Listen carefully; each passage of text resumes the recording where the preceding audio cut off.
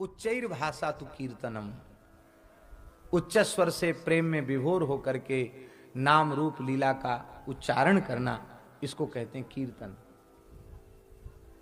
ये कीर्तन की प्रारंभिक अवस्था है। कीर्तन से हमारा कल्याण होगा, सारे विश्व का कल्याण होगा। जहां जहां तक भगवान नाम की ध्वनि गुंजायमान होगी, वहां तक के जीवों को महा महा महिमामय भगवान नाम का दान प्राप्त हो जाएगा। बहुत अच्छा काम है कीर्तन करना, ये बात समझ के कीर्तन में लग जाना। लेकिन अभी कीर्तन में मन लगता नहीं है। ठीक है, खाना पूर्ति कर लेते कि 1 घंटा कीर्तन करना ही है तो घड़ी देख के कर लिया। ये हुई कीर्तन की प्रारंभिक अवस्था, प्राइमरी। और माध्यमिक अवस्था क्या है, माध्यमिक कक्षा क्या है? बोले माध्यमिक कक्षा ये है कीर्तन की कि कीर्तन में सुख मिलने लग गया, कीर्तन में स्वाद आने लग गया। कभी कभी कीर्तन में रोमांच हो जाता है, कभी कभी गला भर आता है, कभी कभी आंख से जल बहने लग जाता है, सात्विक भावों का उदय होता है। ये कीर्तन की माध्यमिक अवस्था है। और श्री हरिदास ठाकुर की जो अवस्था है वो कीर्तन की सिद्धावस्था है। हरिदास ठाकुर का नाम तो जानते हैं ना? यवन कुल में पोषित होने वाले श्री नामनिष्ठ संत श्री हरिदास ठाकुर, जो श्रीमद् चैतन्य महाप्रभु जी के प्रिय पार्षद, जिनके शरीर को समाधिस्थ श्रीमद् महाप्रभु जी ने अपने करकमल से किया और भिक्षा मांग करके जिनका भंडारा किया, वो हरिदास ठाकुर। आहा हा। म्लेच्छों ने, यवनों ने उनके शरीर को वस्त्रहीन करके, केवल कौपीन है उनके शरीर पर, केवल लंगोटी है और दूसरा कोई वस्त्र नहीं है, और उघाड़ी पीठ पर कोड़ों से प्रहार किया, 22 बाजारों में घुमाया, सड़क लाल हो गई रक्त से। लेकिन धन्य है वह महापुरुष, फिर भी नेत्रों से अजस्र प्रेमाश्रुधारा बह रही है। और जितना वे पीटते हैं, जितना प्रहार करते हैं, भगवान नाम का संकीर्तन उतना उच्च हो जाता है। पूज्य बक्सर वाले मामा जी ने बहुत सुंदर भाव लिखा है, हमें याद तो नहीं है, एक पंक्ति उसकी बोल देते हैं। मोहि लाखन कोड़े मारो, पर हरि का नाम उचारो। ये पद लिखा है मामा जी। मोहि लाखन कोड़े मारो, पर हरि का नाम उचारो। एक बार हरि नाम उच्चारण कर। आहा हा। नयनं गलदश्रुधारया,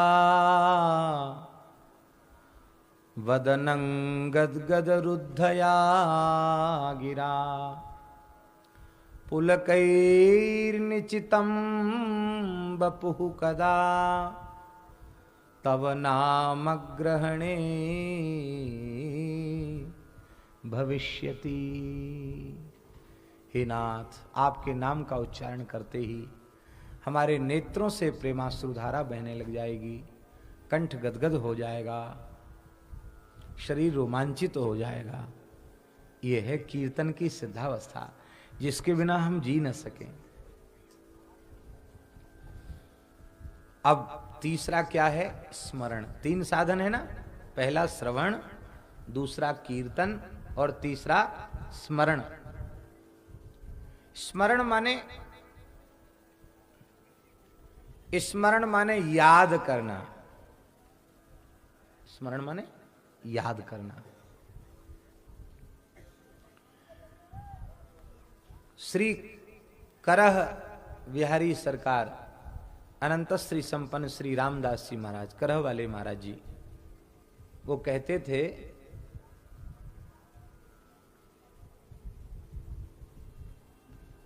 दया को उलट दो तो याद हो जाएगा, याद आ जाएगा। दया को उलट दो, वर्ण व्यत्यास कर दो तो दया का उल्टा क्या होगा? याद। वे कहते थे सब जीवों पर दया करने का व्रत ले लो, ठाकुर जी सहज याद आने लग जाएंगे। ठाकुर जी की स्मृति सहज बनी रहने लग जाएगी। निर्दयता छोड़ दो, दया का व्रत ले लो।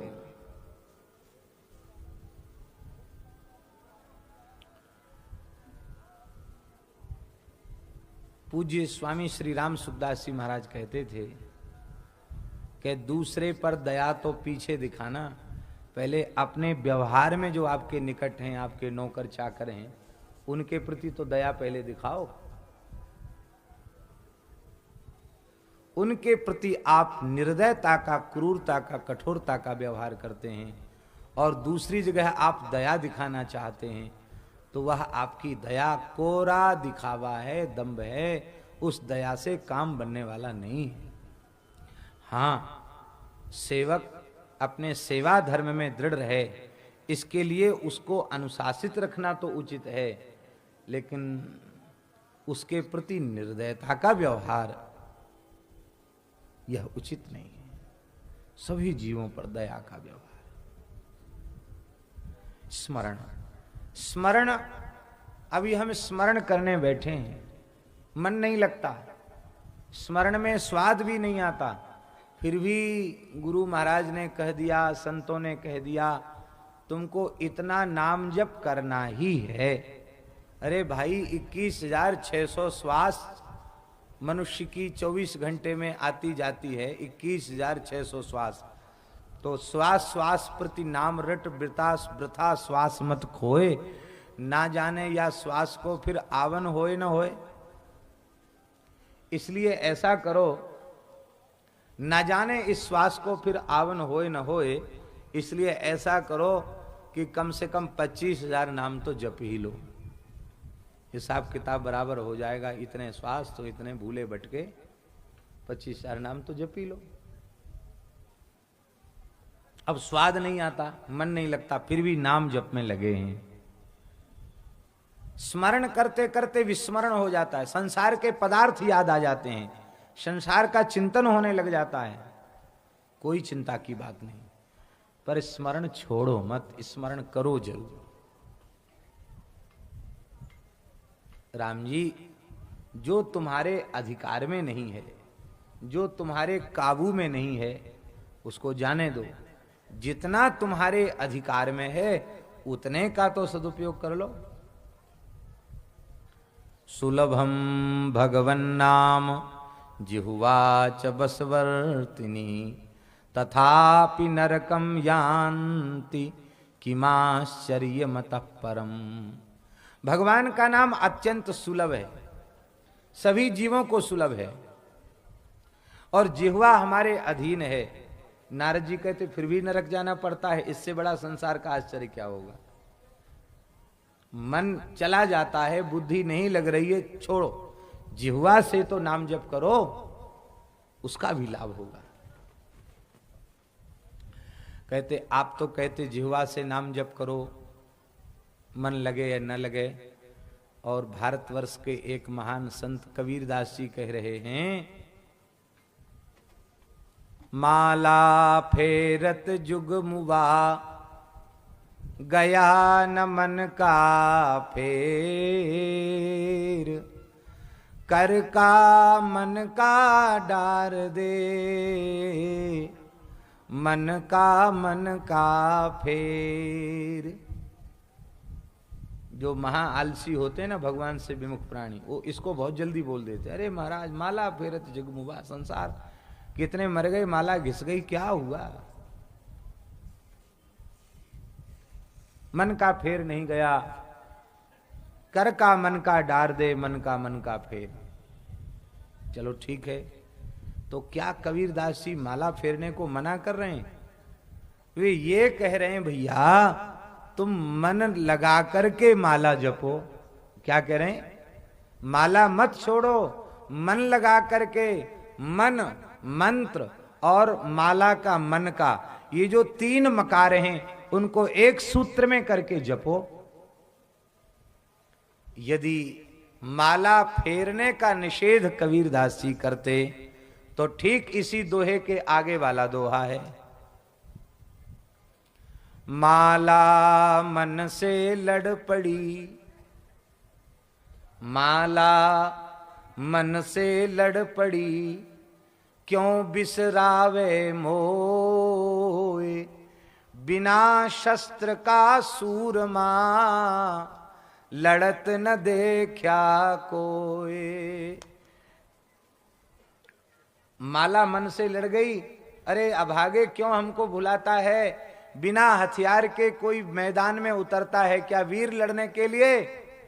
माया से युद्ध चल रहा है, विकारों से युद्ध चल रहा है, और निहत्थे तू मैदान में आ गया, जानता है क्या दशा होगी? इसलिए महाराज माला हाथ में रहनी चाहिए, माला पकड़ना सीख लो, माला अवश्य रखो। एक कौन कोई स्मरणीय कौन महानुभाव कह रहे थे कि महाराज क्या करें, माला लें तो लोग पता नहीं क्या क्या कहने लग जाते हैं।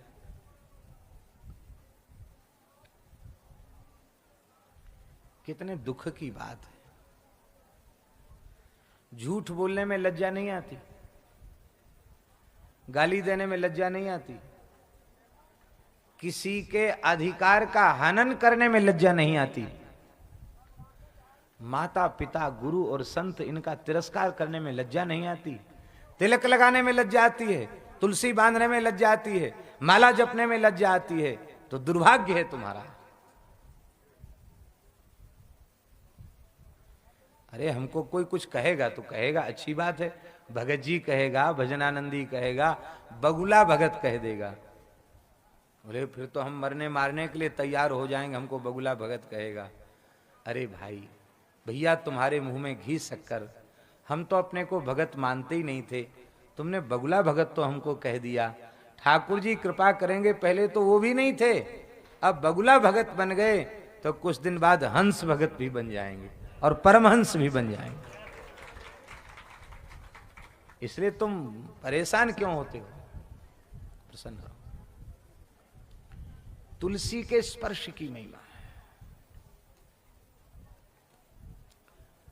नाम जब किसी माध्यम से करो अच्छी बात है, कि मशीन चल गई है ऐसे खट खट खट खट दबाने वाली, उससे लोग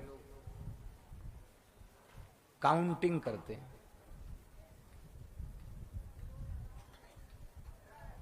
अच्छा है किसी भी विधि से नाम उच्चरित हो, अच्छी बात है, लेकिन तुलसी की माला के स्पर्श से जो सात्विक भाव भीतर आवेगा वो उस मशीन के खटका को दबाने से नहीं आएगा। इसलिए भैया कोई कुछ कहता रहे, आप तो अपनी माला पकड़ लो, माला जपना सीख लो। श्री कबीरदास जी महाराज, उनका एक पद दास को बहुत प्रिय लगता है, बहुत प्रिय लगता है उनका एक पद। श्री कबीरदास जी कहते हैं, तू तो राम सुमर जग लड़वा दे, तू तो राम सुमिर जग लड़वा दे, कोरा कागज काली स्याही लिखत पढ़त बाको पढ़वा दे, तू तो राम भजे, तू तो राम सुमिरे जग लड़वा दे। बोले क्या करें महाराज, हम भजन करते हैं तो लोग पता नहीं क्या क्या ताने कसते हैं, व्यंग करते हैं हमारे ऊपर। कबीरदास जी कहते तुम हाथी से शिक्षा क्यों नहीं लेते हो?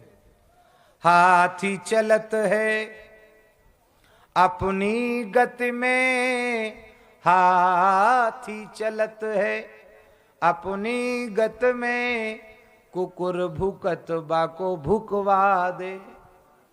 कुत्ते भूकते उनको भौंकने दो, हाथी अपनी मस्ती से चलता है। कभी देखा है हाथी वाले लोग हाथी लेके घूमते हैं, घंटा लटकते हैं, टन टन आवाज करते हैं, सब गांव के कुत्ते इकट्ठे हो जाते हैं और आगे नहीं आते, पीछे से भूखते हैं, भूं भूं भूं करते हैं।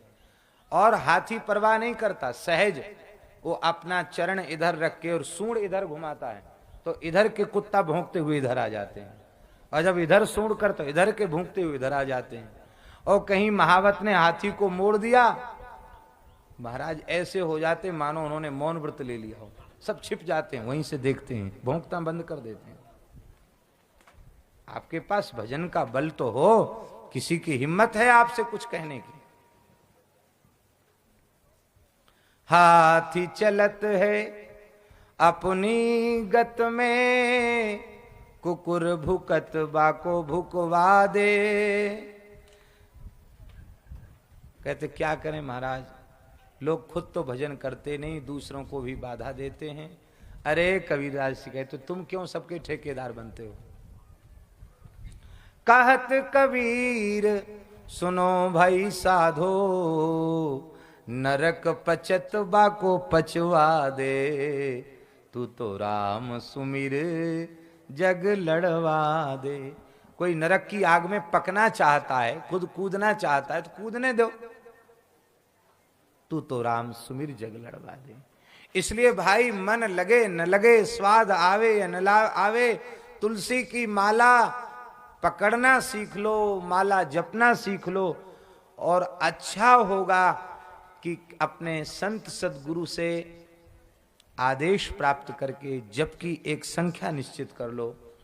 ये बात इसलिए हम कह रहे हैं कि संख्या निश्चित कर लेने से फिर वो धुन लग जाती है, कोई इतना तो करना ही है, फिर ज्यादा भी होने लग जाएगा, लेकिन पहले एक संख्या निश्चित कर लो।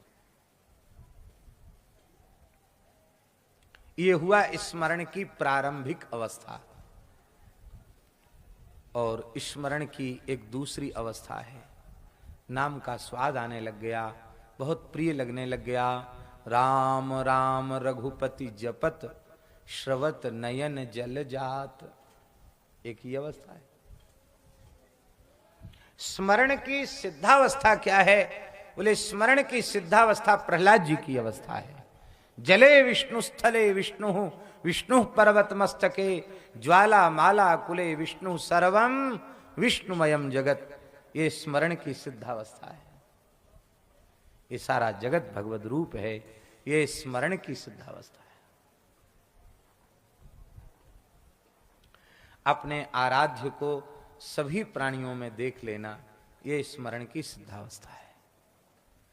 जैसे कोई विद्यार्थी प्राथमिक कक्षा में नाम लिखाता है और विद्यालय से बाहर नहीं होता है, तो धीरे धीरे धीरे धीरे प्राथमिक कक्षा वाला विद्यार्थी ही स्नातक हो जाता है, एमए कर लेता है, पीएचडी डीलिट कर लेता है, जुड़ा रहता है। तो और पहले दिन ही घबरा जाए कि अरे तो अक्षर बनाना बड़ा कठिन है, मास्टर जी पिटाई करते हैं, तो फिर आगे वह शिक्षित नहीं हो पाएगा।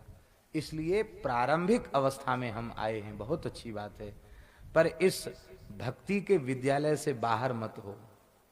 इसमें नाम लिखा लिया है ना, यह है इसके प्रवेश पत्र, इस विद्यालय का प्रवेश पत्र है ये जिह्वा से नाम माला, ये सब इस विद्यालय के प्रवेश पत्र हैं। प्रवेश ले लिया है, अब इस विद्यालय से बाहर मत हो, बने रहो, पढ़ते रहो, नियमित सत्संग करते रहो, नियमित नामजप करते रहो, नियमित कीर्तन करते रहो, नियमित संतों की सेवा करते रहो, नियमित भगवान की प्राण प्यारी गैया की सेवा करते रहो। धीरे धीरे तुम्हारा मन लग जाएगा और तुम स्नातक हो जाओगे। श्री ठाकुर जी तुमको ध्रुव प्रहलाद की श्रेणी में मान करके तुमको हृदय से लगावेंगे। इसलिए लगे रहो।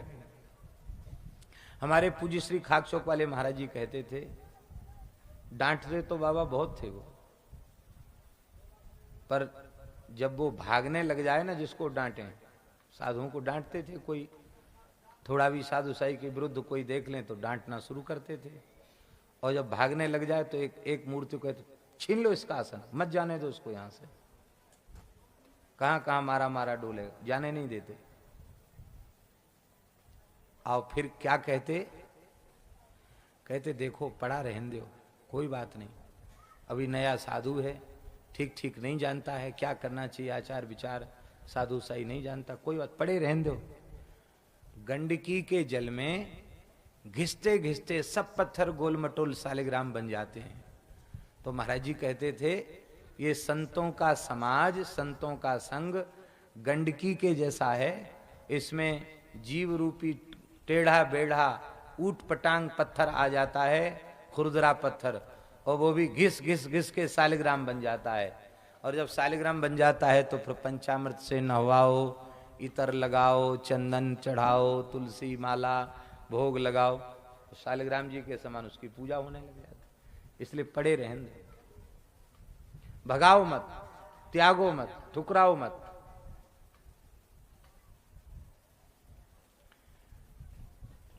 और कई बार कहते थे महाराज जी, कई बार कहते,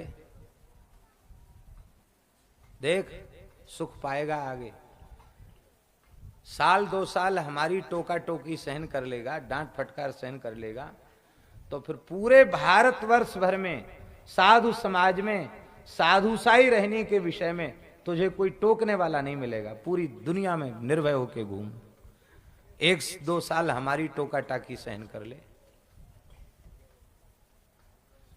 भैया इस विद्यालय में बने रहो, चाहे जितनी मार पड़े, फटकार पड़े, पर इस विद्यालय से बाहर मत हो, बस कभी न कभी स्नातक हो जाओ। इसलिए श्रोतव्य कीर्तितव्यश्च स्मर्तव्यश्चेच्छता भयम्। हे परीक्षित, एतावान सांख्य योगाभ्याम स्वधर्म परिनिष्ठया जन्म लाभ परः पुंसाम अन्ते नारायण स्मृति ही। चाहे सांख्य के मार्ग पर चल के जाए, अथवा योग के मार्ग पर चल के जाए, अथवा स्वधर्म निष्ठा के मार्ग पर चल के जाए, संपूर्ण साधनों की सफलता इसमें है, संपूर्ण साधनों की सार्थकता इसमें है। अंते नारायण स्मृति ही, अंत में भगवान की याद आ जाए। अंत में भगवान की याद कब आएगी? बोले अंत में भगवान की याद तब आएगी जब भगवान में हमारी प्रीति हो जाएगी।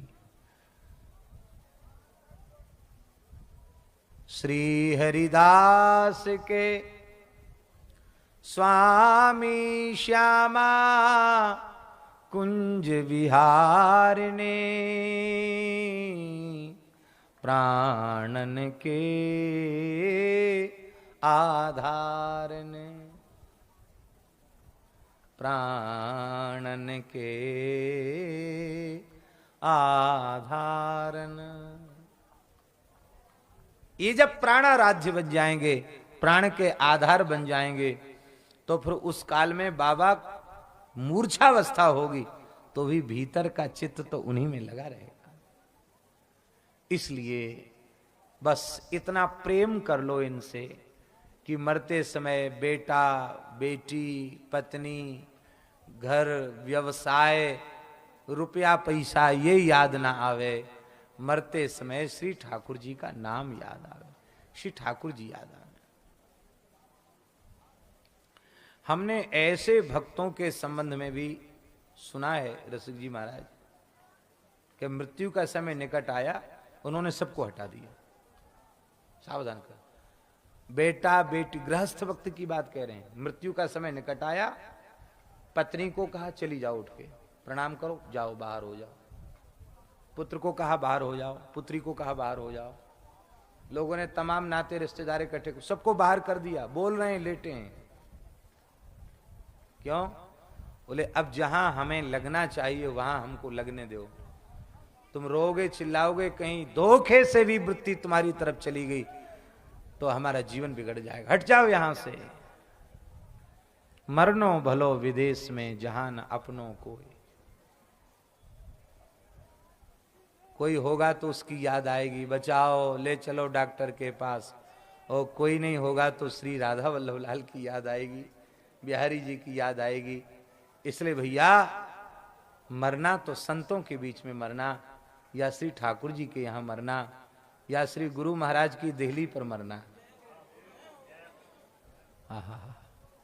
आचार्य के चरणों में अपने देह का विसर्जन करना।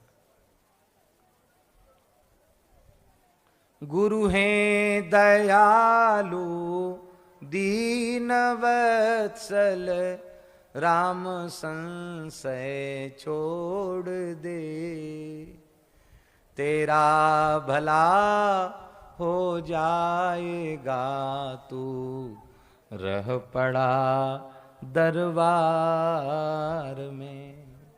दरबार में पड़े रहो, भला हो जाएगा। हरिशरणम।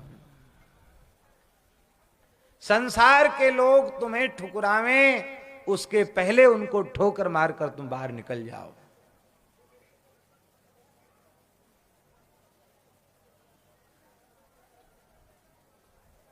इसमें तुम्हारी इज्जत है। पूज्य प्रातः स्मरणीय श्री आचार्य कृपाशंकर जी महाराज श्री अवध में विराजते थे। महान संत थे, अप्रतिम विद्वान वक्ता थे और ऋषि जीवन था उनका। वे कहा करते थे, आचार्य श्री कृपाशंकर जी महाराज कहते थे कि संसार ने तुमको लतया करके निकाला तो तुम उस लात की पीड़ा को ही रटते रह जाओगे, भजन नहीं बनेगा। इसलिए ये तुमको लात मार के भगावे, इसके पहले तुम लात मार के चले जाओ।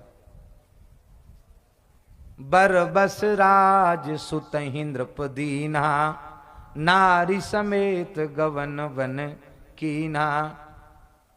मनु जी ने कहा नहीं। बोले पिताजी हम छोटे हैं। बोले छोटे हो चाहे बड़े, समझो तुम्हारा पिता नहीं है। हम नहीं होते तब तो संभालते कि नहीं। बरबस जबरदस्ती दे दिया। और नारी समेत गवन वन कीना, शास्त्र में यहां तक की आज्ञा है राम जी, नारी समेत गवन वन कीना। और पत्नी कहे कि नहीं हमें तो नाती पोता बेटा बेटी इन्हीं में अच्छा लगता है, ठीक है रहो इन्हीं में, हमारा पिंड छोड़ दो।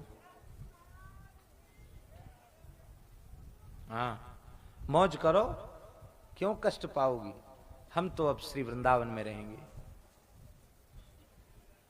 अब इतना जीवन प्रमाद में जी लिया, अब प्रमाद में नहीं रहेंगे, अब तो भजन में लगेंगे। अवलो नसानी अब ना नसे। हरिशरणम। तो इसलिए छोड़ना पड़ेगा, ये मजबूरी हुई और छोड़ दिया गया, ये बुद्धिमानी हुई।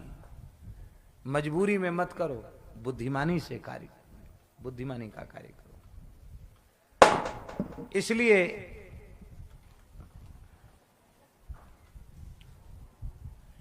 श्रोतव्यः कीर्तितव्यश्च स्मर्तव्यश्च क्षता भयम। अब एक विशेष बात कह रहे हैं। सृष्टि के संपूर्ण ऋषि मुनि महात्माओं ने एक जगह बैठकर विचार करना आरंभ किया। जीवों के कल्याण का यदि एक उपाय बताना हो तो एक क्या बताया जाए? तीन है, श्रोतव्यः कीर्तितव्यश्च स्मर्तव्यश्च क्षता भयम। तो इन तीन में एक कहना हो तो किसको कहें?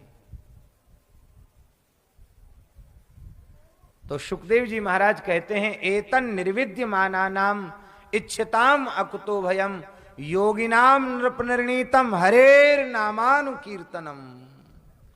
सृष्टि के सभी महात्माओं ने बैठकर निर्णय कर लिया, जीवों के कल्याण का सर्वोच्च सर्वोपरि अत्यंत सहज सरल विघ्न रहित साधन हरिनाम संकीर्तन है। भगवान नाम कीर्तन का व्रत ले लो। हम श्री निधिवन राज में विराज रहे हैं, स्वामी जी की सन्निधि में विराज रहे हैं, लताओं के कुंज में विराज रहे हैं, भगवत प्रेरणा से कह रहे हैं जिस दिन संपूर्ण धरती पर घर घर में कम से कम 1 घंटे का नाम संकीर्तन आरंभ हो जाएगा, संपूर्ण विश्व की समस्याओं का सर्वथा समाधान हो जाएगा। कोई समस्या नहीं रहेगी, गोवध भी समस्या नहीं रहेगा। भगवान नाम संकीर्तन से ऐसा वातावरण तैयार हो जाएगा कि फिर गायकी तो क्या चले, लोग चींटी का भी आदर करने लग जाएंगे। चींटी का भी वध करने से उनको पीड़ा होगी, ऐसा हो जाए, घर घर में कीर्तन होने लग जाए, घर घर में कीर्तन होने लगे। कीर्तन बहुत ऊंची चीज है। दुनिया भरे का लोग पैसा खर्च करते हैं, वास्तु खराब है इधर से तोड़ दो, उधर बना दो, यूं कर दो, त्यों कर दो, हैं? और शुक्र शनि राहु केतु, इनमें भी बहुत पैसा बर्बाद हो जाता है। रोज 1 घंटे अपने घर में कीर्तन करो ना, अपने ठाकुर जी के सामने धूप बत्ती करके आरती करके कीर्तन करो 1 घंटे।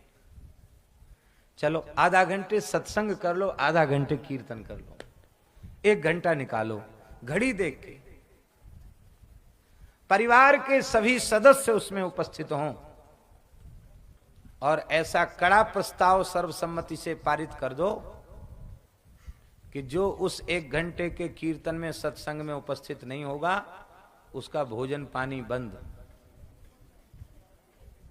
और कुछ दिन का समय, इतने दिन तक गैर हाजिरी रही तो फिर दिल्ली के बाहर हो जाओ, चले जाओ, क्योंकि जाके प्रिय न राम वैदेही तजिए ताहि कोटि वैरी सम यद्यपि परम सने।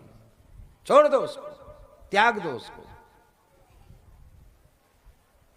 ऐसा आपके घर में होने लग जाएगा तो फिर जो समस्याएं आ रही हैं, आज अंतर जातीय विवाह हो रहे हैं, पिंडदान जलदान की परंपरा बाधित हो रही है, वर्ण संकरता अच्छे अच्छे परिवारों में फैल रही है, और तो और म्लेच्छ बहला फुसला करके हिंदू समाज की बहु बेटियों को पथभ्रष्ट कर रहे हैं।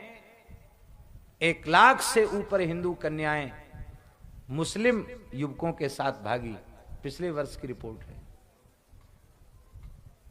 ऐसी रस्मई जगह में ये बात कहने की नहीं है, लेकिन हृदय में पीड़ा हो रही है। हमारे घर में कथा कीर्तन का वातावरण नहीं है, इसलिए हमारी लड़कियां पथभ्रष्ट हो रही हैं।